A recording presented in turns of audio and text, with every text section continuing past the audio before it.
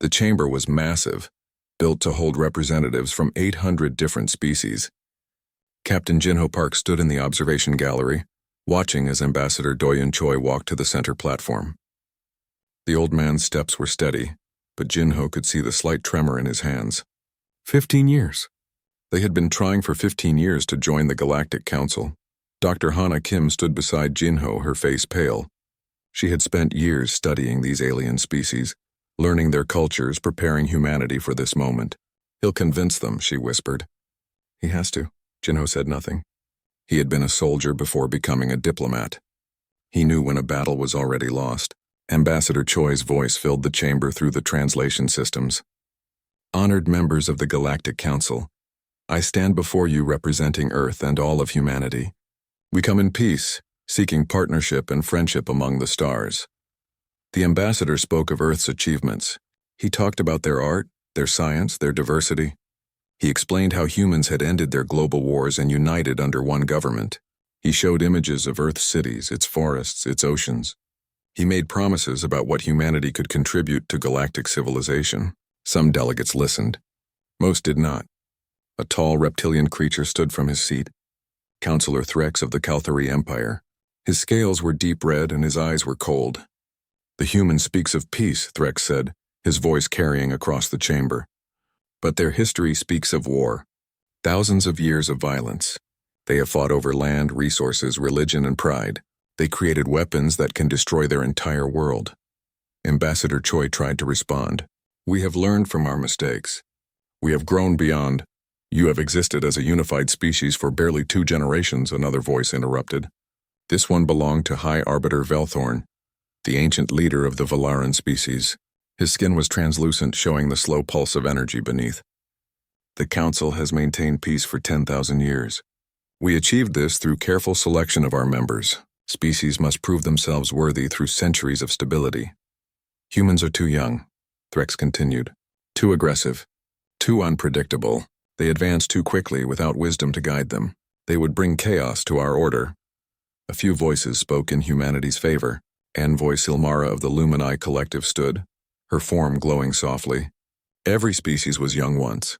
Every species had to learn. Perhaps humanity deserves the chance to show what they can become with our guidance. But her voice was drowned out by others. One by one, delegates stood to speak against humanity. They called humans dangerous, primitive, untrustworthy. Some were diplomatic in their rejection. Others were cruel. Jinho's hands clenched into fists. Beside him, Hana wiped tears from her eyes. Ambassador Choi stood alone on the platform, his shoulders slowly sagging as the weight of rejection pressed down on him. Finally, the vote was called. The holographic display showed the results in real time. Red lights appeared across the chamber as delegates voted against humanity's application. A few green lights appeared, scattered and isolated. When the counting finished, the numbers were clear. 731 against, 94 in favor, 22 abstentions. Humanity had been rejected by an overwhelming majority, but the council was not finished. High Arbiter Velthorn stood again. The council has made its decision. However, we must also consider the implications of humanity's rapid expansion and technological development. Therefore, we issue the following decree. Ambassador Choi's face went pale. Humanity is hereby restricted to their home system, Velthorn continued. No human vessels are permitted to travel beyond their solar system's boundaries. No trade agreements may be established between humans and any council species. No cultural exchanges will be permitted. This isolation decree will remain in effect until such time as humanity demonstrates the maturity and stability required for galactic citizenship. The words hit like physical blows. This was not just rejection. This was quarantine. The galaxy had voted to pretend Earth did not exist. This is for humanity's own protection, Velthorn added, though his tone suggested he believed nothing of the sort. They will have time to develop, to grow, to learn. Perhaps in a few centuries they will be ready to join us. Ambassador Choi stood silent for a long moment. Then he straightened his back and bowed formally. The people of Earth accept the Council's decision. We thank you for your consideration. His voice was steady, but Jinho could hear the pain beneath it. The ambassador walked back toward the observation gallery. As he passed through the corridors, groups of alien delegates whispered to each other. Some looked away. A few seemed almost sympathetic. Most looked satisfied. When Choi reached them, Hana immediately moved to support him. "Ambassador, I'm so sorry." The old man shook his head. "Save your tears, Dr. Kim. We have work to do." "What work?" Jinho asked, his voice hard. "They've locked us in our own system. They've cut us off from the entire galaxy." Ambassador Choi looked at him with tired eyes. "Then we will make do with what we have. Come, we have a long journey home." The human delegation boarded their ship, the Resilience.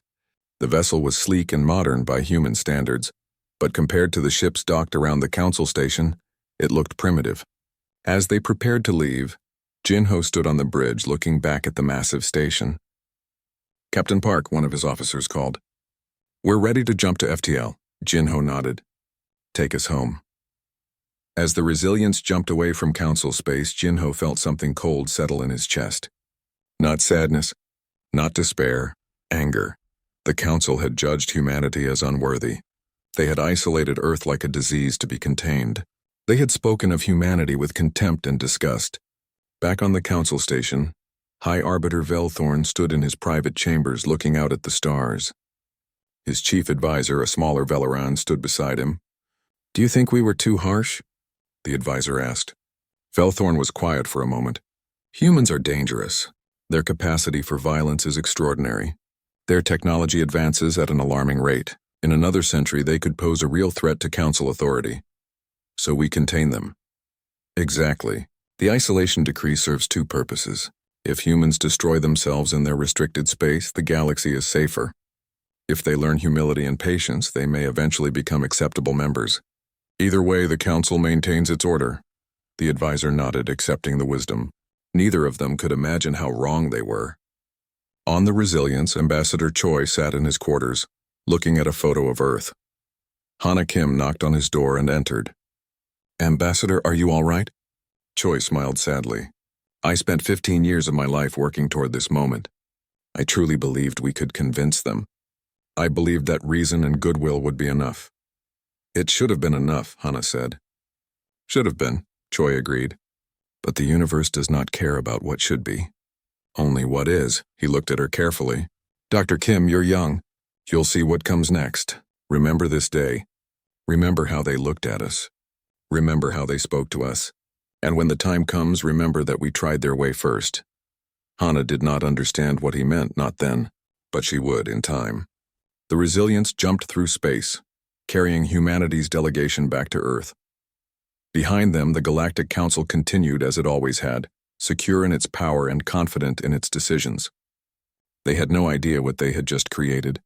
By rejecting humanity, by isolating them, by treating them with contempt, the Council had made a choice.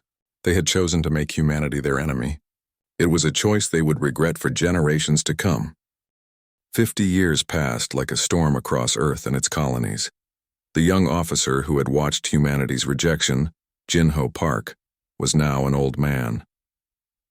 He sat in his office at the military academy, looking at reports from across human space. A smile crossed his weathered face. The galaxy had expected humanity to wither in isolation. They had expected humans to beg for the isolation decree to be lifted. They had expected humanity to learn humility. They were wrong about everything. Admiral Hyun Kang stood before the observation window of the military shipyard orbiting Mars. He was Jinho Park's former student, now the Supreme Commander of the United Earth Space Force. Behind him, construction drones worked on hundreds of ships. These were not exploration vessels.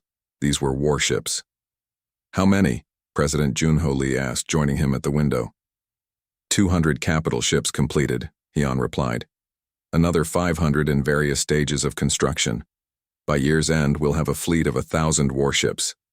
The president nodded slowly. He was a practical man who had governed the colonies on Europa before being elected to lead all of humanity. And the council has no idea? None. The isolation decree forbids them from entering our space or monitoring our activities. They assumed we would remain weak and grateful. They were too arrogant to check. In another facility, deep beneath the surface of Titan, Dr. Mira Bayek watched as her team tested a new weapon system. The directed energy beam cut through the test target like it was paper. The target was made from the same material used in Council warship armor. Power output? She asked. 30% beyond Council standard, her assistant replied. And we're using half the energy. Mira smiled. The Prometheus Initiative had been humanity's secret weapon development program. While the Council thought humans were contained and harmless, humanity had been building things the galaxy had never seen. New engines that were twice as fast, shield systems that could absorb incredible damage, weapons that made Council armaments look like toys from a museum. But technology was only part of the story. Dr. Hana Kim, now the director of Earth's Xenological Institute, studied reports from across the galaxy. Her network of information brokers and traders brought her news that the Council never suspected humans could access. What she discovered was damning. The Galactic Council had not invented most of their technology. They had inherited it from extinct species or stolen it from conquered ones. For thousands of years, they had simply maintained what they had, making small improvements, but never truly innovating. They had become comfortable, safe, and stagnant. They're afraid, Hana said during a meeting with President Lee and Admiral Hyon. That's why they rejected us. Not because we're dangerous to the galaxy, but because we're dangerous to their control. We represent change, and they've spent millennia avoiding change. President Lee considered this. Then we need to show them that change is inevitable. While Earth built its military, humanity's colonies flourished across 50 star systems. Mars had 5 billion people. Europa's underwater cities housed millions. Titan's industrial complexes produced more goods than Earth itself. And beyond the original solar system, humans had established colonies in nearby systems that the Council had marked as buffer zones and ignored. The Council's isolation decree said humans could not leave their home system. But it did not specify which system. Humans interpreted this creatively. As long as they established a colony somewhere, that became a home system too. And the Council was too far away and too disinterested to enforce their decree properly. On one of these colonies, a world humans named New Soul, young children played in schools alongside the young of other species. The Council had forbidden species from helping humanity, but it said nothing about primitive species that had not yet joined the Council. Humans found 3 pre-spaceflight species in their explorations and helped them reach the stars as partners, not subjects. Admiral Hyon visited New Seoul to inspect the colony's defenses. The colony's governor, a woman named Yoonmi Han, showed him around proudly. We have 2 million people here now, she explained. Humans, Fenari refugees who fled Council taxation, and natives from the neighboring system. They all work together. The Council won't approve, Yon noted. Yoonmi laughed. The Council can file a complaint. Oh wait, they can't. The isolation decree means they're not allowed to contact us. Her expression turned serious. Admiral, these people came to us because the Council failed them. Small species, weak species, poor species. The Council only cares about its powerful members. Everyone else is ignored or exploited. Hyun understood. Humanity was not just building a military, they were building an alternative to the Council itself. Back on Earth, retired Admiral Jinho Park received a visit from his old friend, Ambassador Doyon Choi. The ancient diplomat was in his final days, his body failing after a century of life. We did it, Choi whispered. We made them regret it. Not yet, Jinho replied. But soon. Choi smiled. I won't live to see it, but you will. When you meet them again, Jinho, remember to be better than they were. Don't reject them the way they rejected us. I'll try, Jinho promised. 3 days later, Ambassador Doyon Choi died peacefully in his sleep. His funeral was attended by millions, broadcast across all of human space. President Lee gave the eulogy. Ambassador Choi dedicated his life to building bridges, the president said. The Council burned those bridges, but the ambassador taught us something important. He taught us dignity in defeat, patience in isolation, and hope for the future. He believed humanity would rise again. And he was right. The funeral marked a turning point. The generation that had begged the council for acceptance was gone. The new generation had never asked for anything. They had built everything themselves, and they were ready to take what had been denied to them. Admiral Hyan called a meeting of the military command. On the holographic display, he showed a map of the galaxy. Human space was a small cluster of stars on the edge.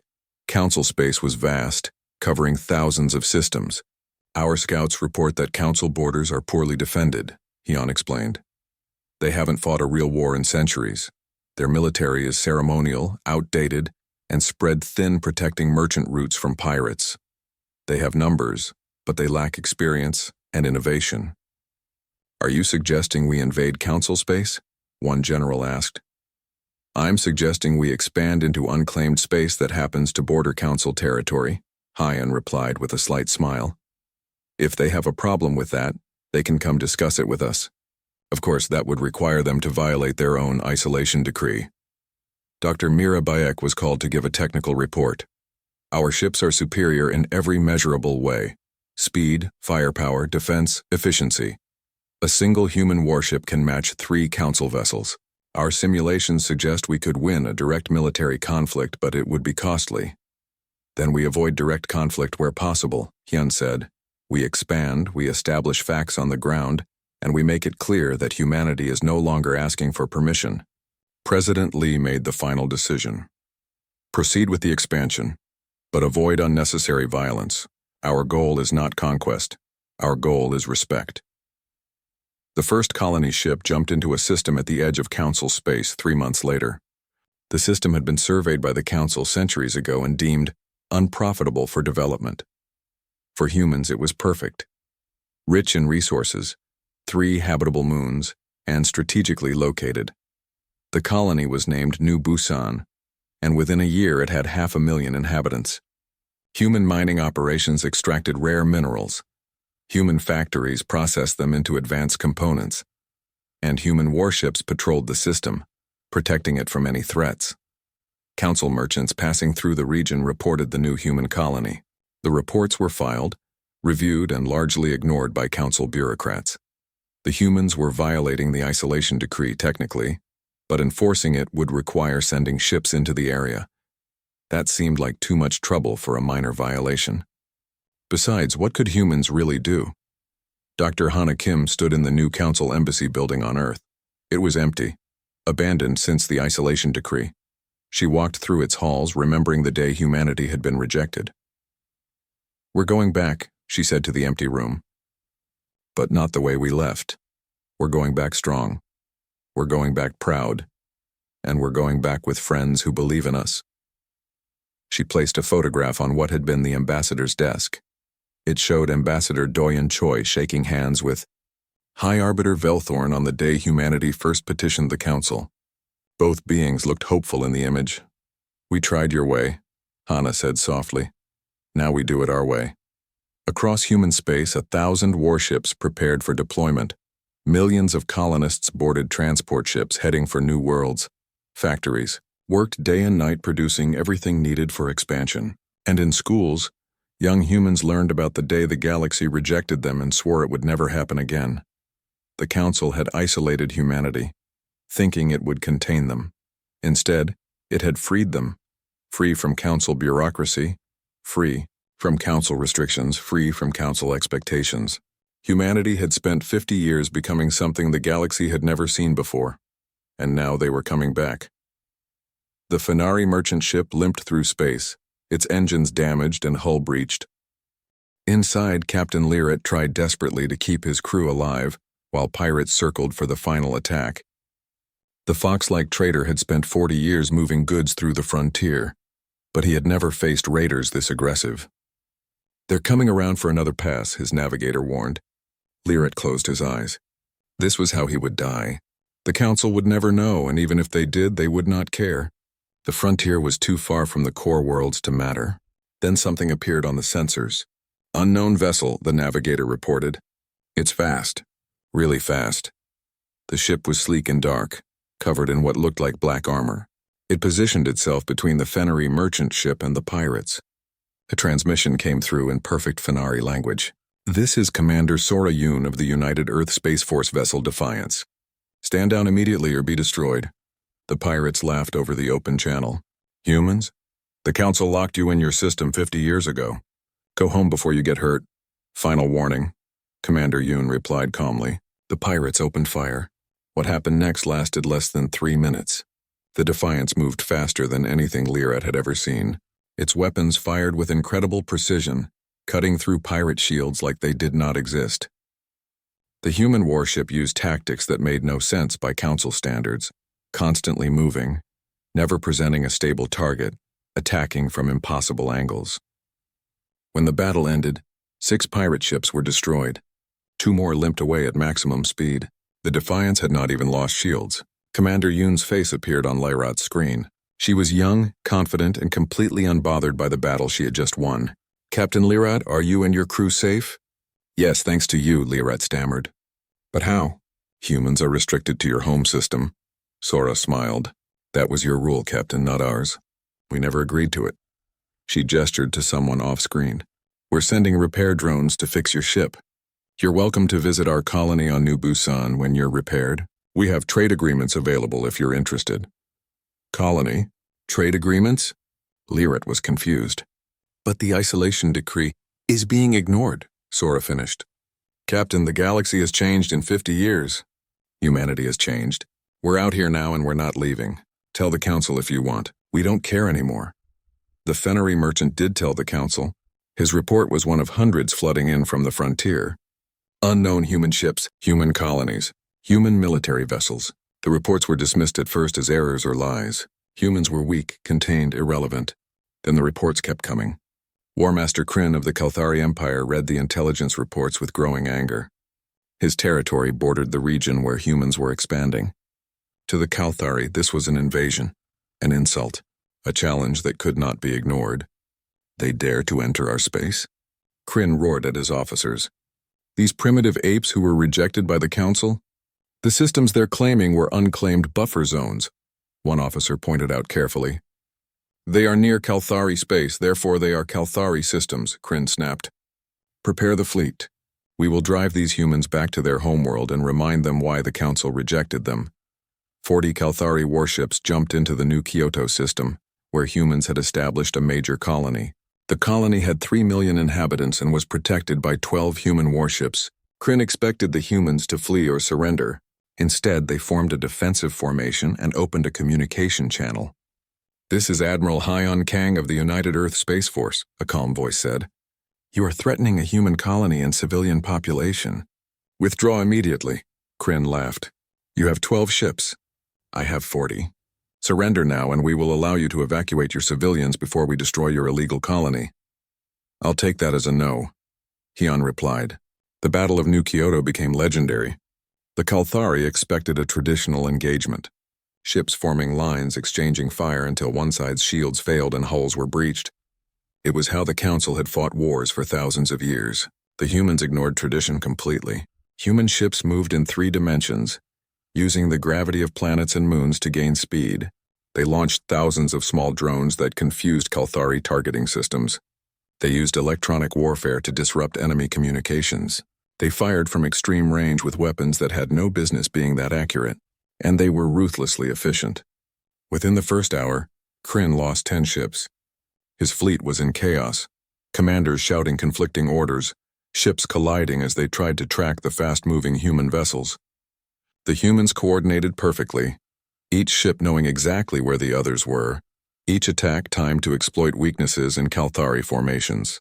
They fight like demons, one Kalthari officer reported, his voice shaking. They fight like warriors, Kryn corrected, his respect for the enemy growing despite himself. But respect would not save him. By the 3rd hour, his flagship was crippled, life support failing, weapons destroyed. Of his 40 ships, only 8 remained functional. The human fleet had lost 1 vessel, and even that was still limping back to base under its own power. Admiral Hyon opened a channel to Kryn's flagship. War Master, your fleet is defeated. Surrender and we will allow you to withdraw with your survivors. Continue fighting and we will destroy every ship you have. Kryn looked at the young human admiral on his screen. This was supposed to be an easy victory, a lesson to teach the upstart humans their place. Instead, he had learned a terrible lesson himself. Humans were not weak. Humans were not primitive. Humans were dangerous. We surrender, Kryn said, his pride shattered. The surviving Kalthari ships limped back to their territory. When they arrived, Kryn was immediately summoned to the council. He stood before the assembled delegates, many of whom had voted to isolate humanity 50 years ago. You lost 40 ships to 12? Councillor Threx demanded. How is this possible? Their technology is superior, Kryn replied simply. Their tactics are beyond anything we've seen. Their coordination is perfect, and their will to fight is absolute. He looked at the council with tired eyes. We underestimated them, badly.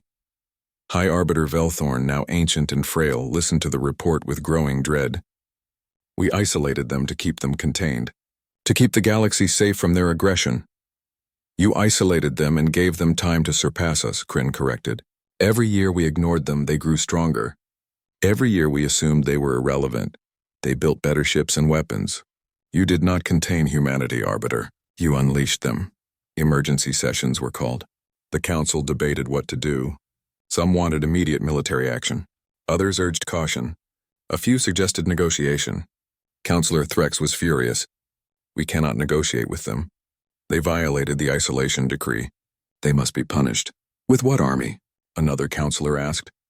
The Kalthari are our strongest military force, and the humans destroyed them easily. Then we unite all council forces, Threx insisted. Thousands of ships.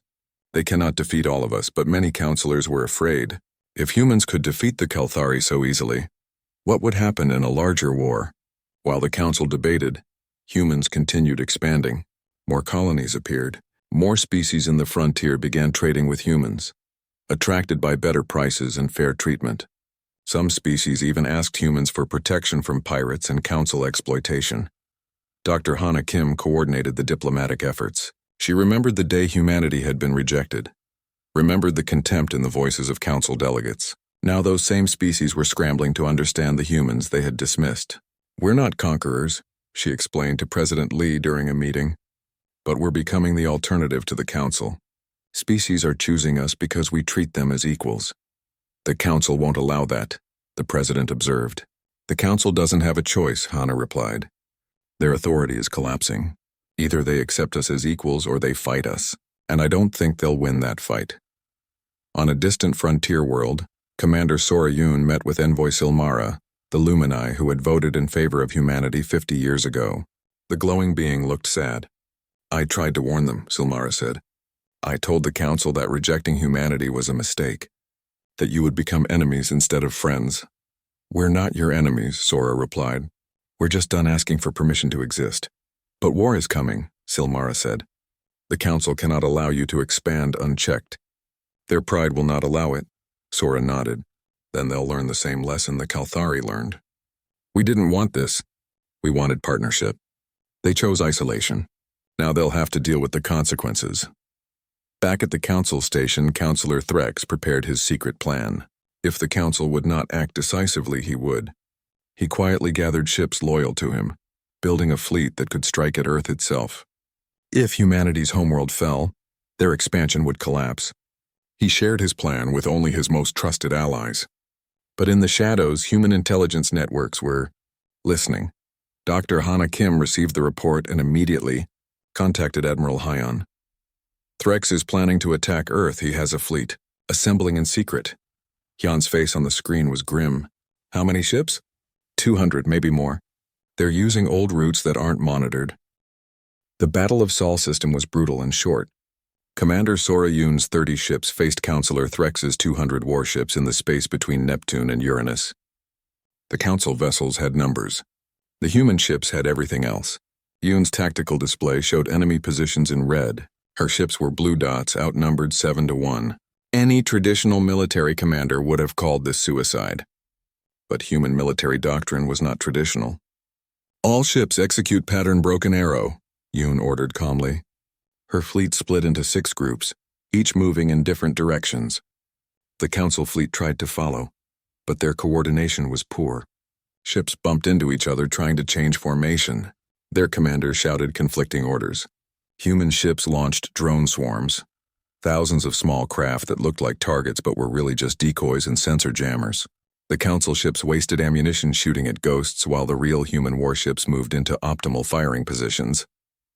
When the humans finally opened fire, it was devastating. Their weapons had been designed specifically to counter Council shield technology. Beams of directed energy punched through defenses that had protected Council ships for centuries. Missiles used AI guidance systems that could not be fooled by countermeasures. Within 2 hours, Threx had lost 70 ships. His fleet was in complete chaos. Some captains tried to flee. Others surrendered immediately. A few fought bravely but uselessly against an enemy they could not match. Councillor Threx stood on his flagship bridge watching his grand plan fall apart. He had believed that destroying Earth would break humanity. Instead, he had given them the perfect justification for what came next. "Councillor, we must retreat," his tactical officer urged. "No," Threx said stubbornly. "If we withdraw, we admit defeat. The Council will never recover its authority. If we stay, we all die," the officer replied bluntly. Threx looked at the tactical display one more time, then closed his eyes. "Signal surrender." Commander Yoon accepted the surrender and took Threx prisoner. His surviving ships, less than half of what he started with, were escorted away from Sol system under heavy guard. The Councillor himself was transported to a human station to await trial. When news of the battle reached the Council, panic spread like fire. The delegates who had once dismissed humanity now faced a terrifying reality. Humans could defeat their best fleets. Humans had intelligence networks inside Council space. Humans were not afraid of them anymore. High Arbiter Velthorn called an emergency session. The ancient Valaran looked even older now, as if the weight of his mistakes was physically crushing him. "We are at war," he said simply. "A war we did not want, but a war we must win. Humanity cannot be allowed to threaten the order we have maintained." But many delegates were no longer sure about that order. Some species had prospered under Council rule. Many others had merely survived, exploited by powerful species while the Council looked away. These species watched humans carefully. Humans who offered fair trade. Humans who protected the weak. Humans who treated smaller species as equals. The Council formed a coalition fleet under Admiral Drexus, a skilled Valaran officer. He was given 3,000 warships from dozens of species. It was the largest military force assembled in Council history. "Crush the human expansion," High Arbiter Velthorn ordered. "Drive them back to their home system. Make them understand their place."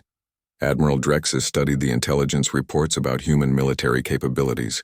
Unlike the politicians, he understood what he was facing. "Arbiter, I need to be clear.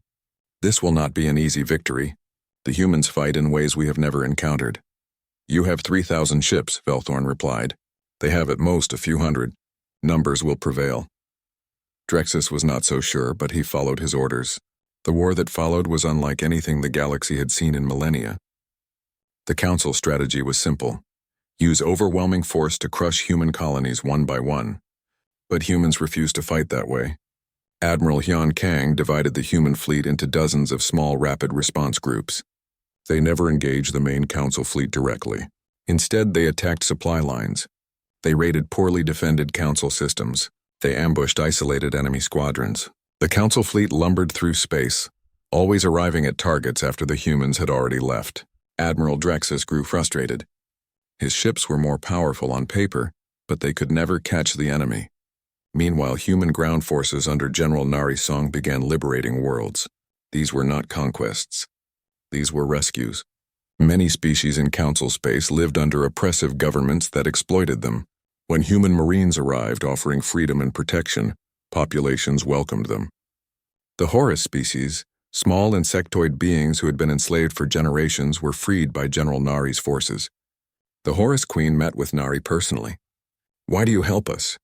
the Queen asked. "What do you want in return?" "We want allies," Nari replied honestly. "And we remember what it felt like to be rejected and isolated. We won't do that to others." The Horus became humanity's first official non-human military allies. Their soldiers fought alongside human marines, their ships integrated into human fleets. Other species watched and began making their own choices. Within a year, humanity's coalition included 15 different species. Some were small and weak. Others were simply tired of Council exploitation.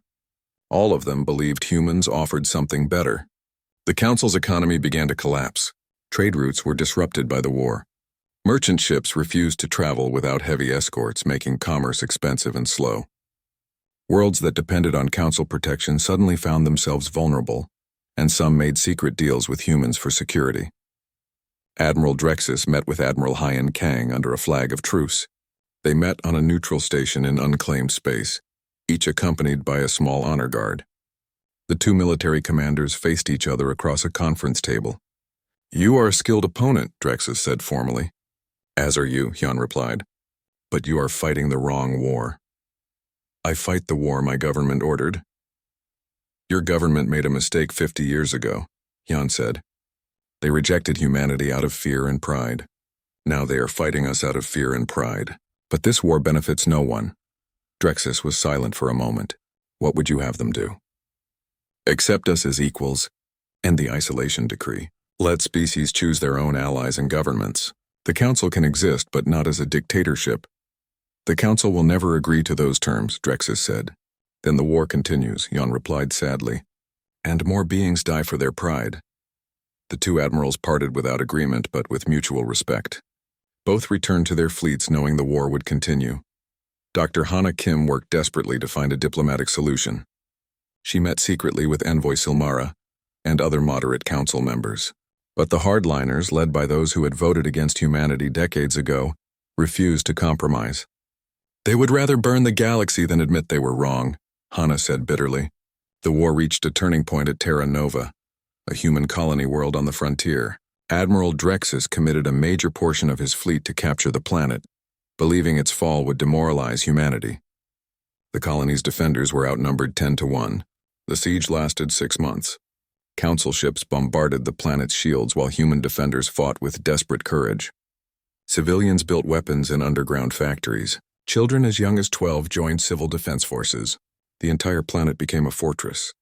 The galaxy watched the siege on news broadcasts. They saw human resilience. They saw human courage. They saw a species that would rather die than submit. Many council species began questioning their government. Why were they fighting these humans? What had humans actually done wrong? Expand into unclaimed space? Defend themselves when attacked? Offer fair trade to oppressed species? Public opinion began turning against the war. Protests erupted on council core worlds. Politicians who supported the war found themselves losing elections.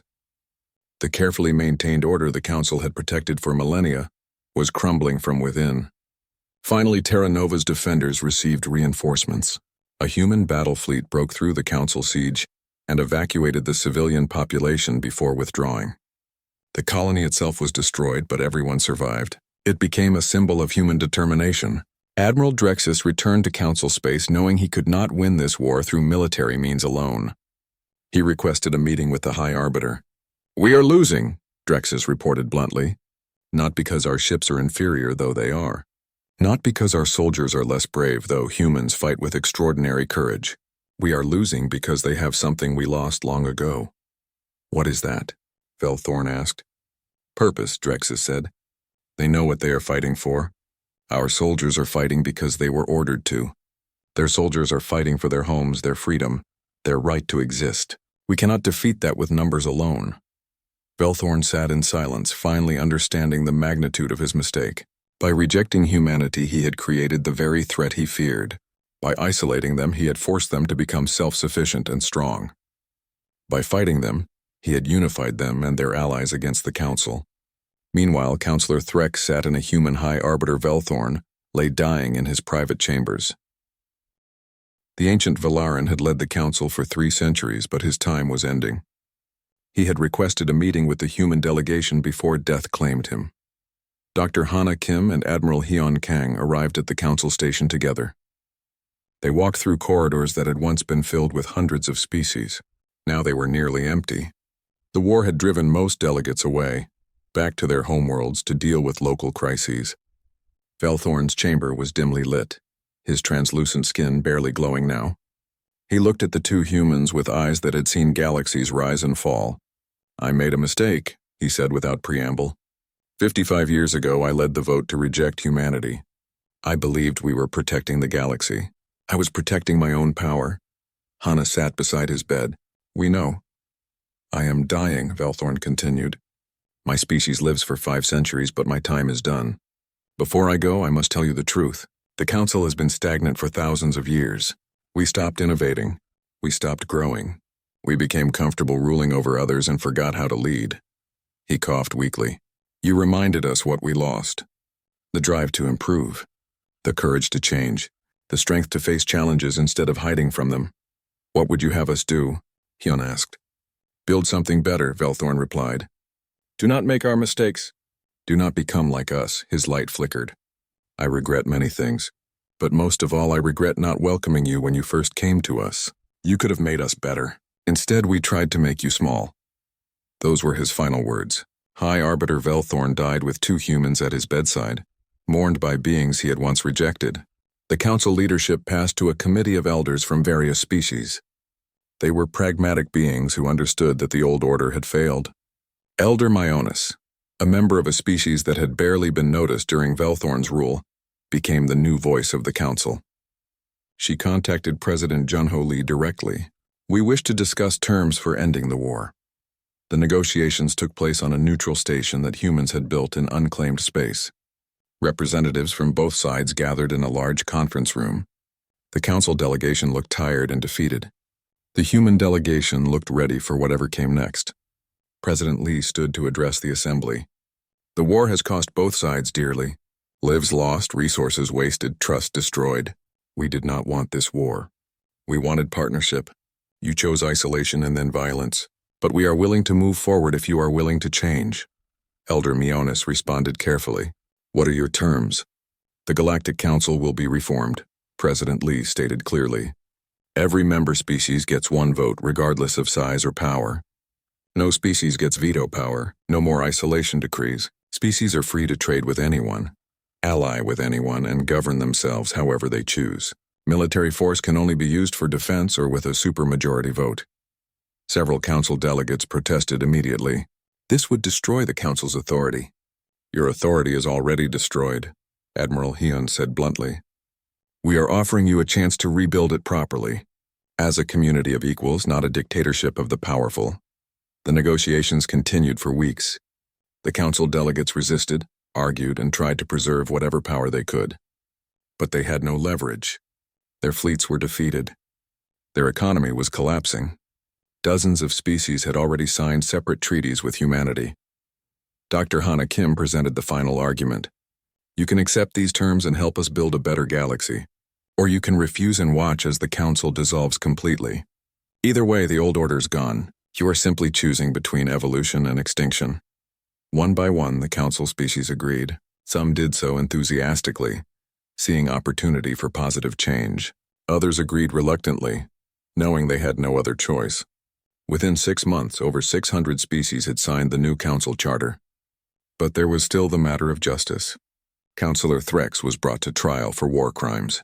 The trial was held publicly, broadcast across the entire galaxy. The charges were clear: attempted genocide through his attack on Earth. The prosecution presented evidence of his planning, his orders, and his intent. The defense argued he was acting to protect council interests. The trial lasted 3 months. Dr. Hana Kim testified about the attack. Councillor Threx ordered an assault on Earth that would have killed billions of civilians. Not soldiers, not military targets, civilians, children, families. He did this not because Earth threatened him, but because he could not accept that humanity had succeeded despite his rejection. The judges, a panel of both human and alien jurists, found Threx guilty. The sentence was life imprisonment, not death. Hana explained the reasoning to the packed courtroom. We could execute him. Our anger would justify it. But that would make us what he claimed we were. Instead, we choose justice over revenge. Councillor Threx will live out his days knowing that the species he tried to destroy went on to build something better than what he represented. Threx showed no emotion as he was led away to prison, but his trial established an important precedent. Galactic law now applied equally to everyone regardless of species or status. The reformed Galactic Council held its first official session 1 year after the peace treaty. The new council chamber was built in neutral space, a massive station that humans and allied species constructed together. It was larger than the old chamber, designed to accommodate more species and their observers. Dr. Hana Kim was elected as the first High Arbiter of the Reformed Council. She had not wanted the position, but President Lee convinced her. "You spent your entire life studying other species, trying to build bridges," he said. "You are the right person for this." On the day of the ceremony, delegates from across the galaxy gathered. Species that had fought against humanity sat beside those who had allied with them. Former enemies now worked together to build a new future. Hana stood at the central platform and addressed them all. 10 years ago, I stood in the old council chamber and watched humanity get rejected. We were told we were too young, too aggressive, too dangerous. We were isolated and forgotten. But we did not disappear. We grew stronger. Not through hatred, but through determination. We fought not for conquest, but for recognition. And when we won, we chose partnership over punishment. She looked across the diverse assembly. Some of them still distrusted humanity. Others were grateful for the changes humans had brought. All of them were here by choice, not by force. The old council regretted the day they voted against humans. But I do not want you to live in regret. I want you to live in hope. Hope that we can build something better together. Hope that our differences make us stronger. Hope that when the next species asks to join us, we will remember this moment and choose wisely. The chamber filled with applause and alien expressions of approval. It was not perfect unity. There would be disagreements, conflicts, and challenges ahead. But it was a start. Admiral Hyun Kang retired after the peace treaty, feeling his work was complete. He spent his final years teaching at the military academy, sharing his experiences with young officers. He died peacefully at the age of 93, honored across both human and alien space. Commander Sora Yoon struggled to adjust to peace. She had spent her adult life at war, commanding ships and fighting battles. When the conflict ended, she felt lost. Dr. Hana Kim offered her a position leading the Reformed Council's Deep Space Exploration Initiative. "You are good at fighting," Hana said, "but now we need people who are good at finding new things. New worlds, new species, new possibilities." Yoon accepted and spent the next decades exploring the unknown regions of the galaxy, discovering dozens of new species and helping them join the galactic community. 5 years after the peace treaty, Envoy Silmara visited Earth for the first time. She had been one of the few who voted in favor of humanity all those years ago, and she had never stopped advocating for them. President Lee held a state dinner in her honor. During the meal, Silmara looked around at the human capital, seeing art from a dozen different species, hearing languages from across the galaxy, watching humans and aliens working together. "I wish Ambassador Choi could have seen this," she said softly. "He knew it would happen," Hana replied. "On his deathbed, he told us to be better than the council was, to not reject others the way we were rejected. We are trying to honor that." 10 years after the Reformation, the new council had grown to include over 800 species. Trade flourished across the galaxy. Technology advanced rapidly as species shared knowledge instead of hoarding it. Cultural exchanges enriched everyone. There were still conflicts. Some species held grudges. Others resisted change. But the structures were in place to resolve disputes peacefully. The galaxy was not perfect, but it was better. On the anniversary ceremony, Dr. Hana Kim stood before the assembly once again. She was older now, gray showing in her hair, but her voice was still strong. "We were rejected because they feared we would bring chaos. In a way, we did. We disrupted their comfortable order. We challenged their assumptions. We refused to accept their limitations. But from that chaos came something better. A galaxy where species are judged by their actions, not their age. Where small species have the same voice as large ones. Where change is welcomed, not feared.